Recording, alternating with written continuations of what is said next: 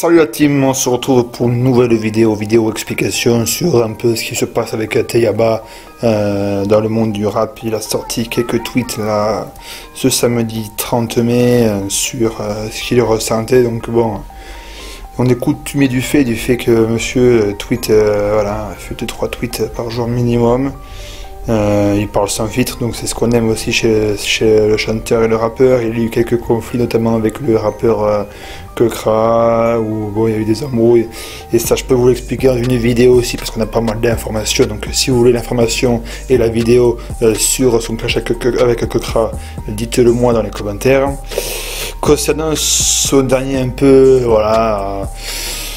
son dernier coup de sang, donc en fait il s'en prend finalement aux Africains. Pas aux Africains, en fait c'est plus aux personnes d'origine africaine, d'origine étrangère, j'ai l'impression, qui n'ont jamais remis le pied, comme il cite, dans le pays d'origine, soit de leur origine, soit de leurs parents, de leurs grands-parents, hein. Donc je cite: la diaspora devrait songer à repartir sur Kama, que Dieu nous guide. J'invite tout le monde à lire le livre donc de la France-Afrique à la Mafia-Afrique pour comprendre la réalité du pays dans lequel on vit.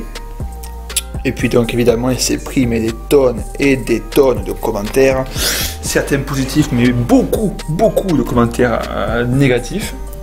Donc ça, dites-moi dans les commentaires, vous, de quel côté vous vous placez. Est-ce que vous êtes d'accord avec ces messages, ou si vous faites partie de ceux qui ont pris négativement les messages de la Teyaba, alias Jock.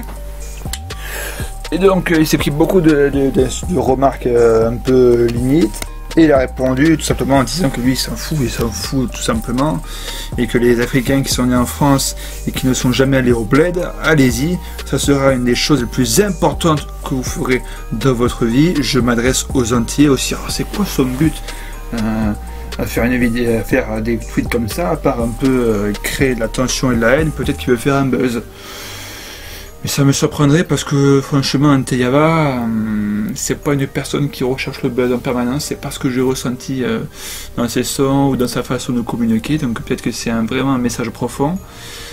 Mais bon voilà, se prendre comme ça aux Africains, surtout que pour les Africains c'est un continent, c'est comme si moi je disais les Européens allaient faire ceci, ça veut tout rien dire franchement. C'est un peu, je sais pas, je pense qu'il a bédave, donc il est un peu haut là, le type.